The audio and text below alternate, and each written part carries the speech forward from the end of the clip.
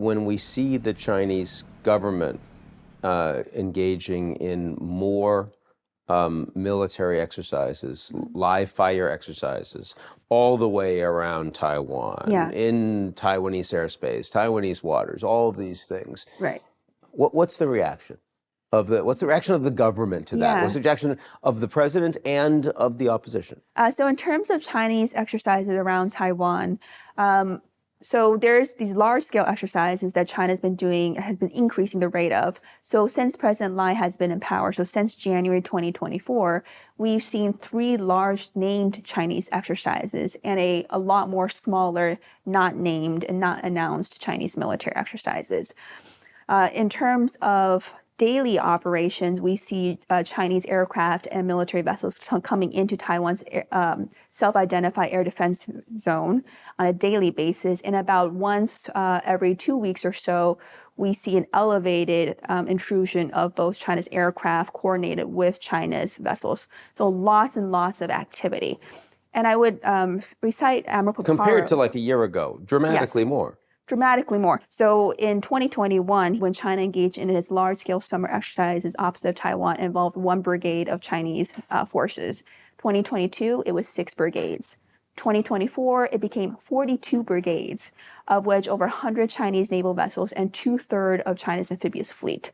So the scale went from 1 to 42 between 2021 to 2024. 2/3 of China's amphibious fleet involved in a single set of exercises around Taiwan. Yes. And I think sometimes those figures are lost because we constantly hear about these Chinese military activities, but the rate and pace of Chinese activities around Taiwan has been increasing quite a bit. As has their military spend.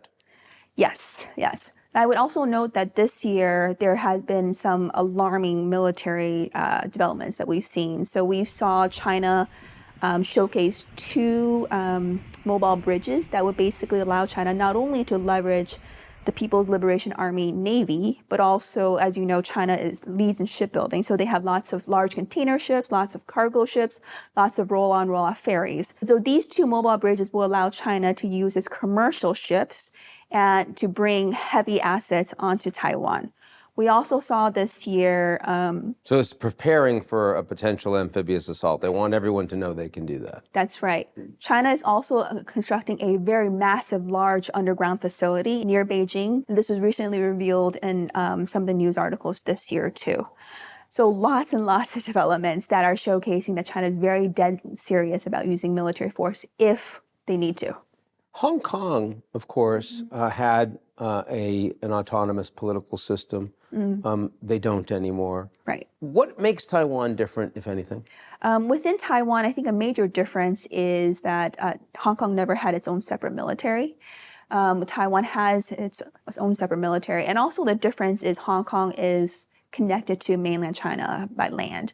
Whereas within Taiwan, these Taiwan Strait creates a separation to the extent that regardless of how capable you assess the Chinese military, most would say that a Chinese amphibious invasion of Taiwan will be the most complex military operation we've ever seen in history, more complex than the Normandy invasion, right? So there's a sense within Taiwan that yes, China's military capabilities are increasing, China's economic power is increasing. There's a whole range of levers that Beijing could use against Taiwan.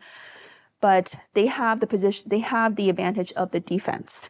And if Taiwan can invest enough to build up its capabilities and have U.S. allies and partners come to Taiwan's defense, Taiwan should be able to either deter China from engaging those operations to begin with, or make such an operation sufficiently complex and uncertain that even China can't be confident that it can be successful in amphibious invasion.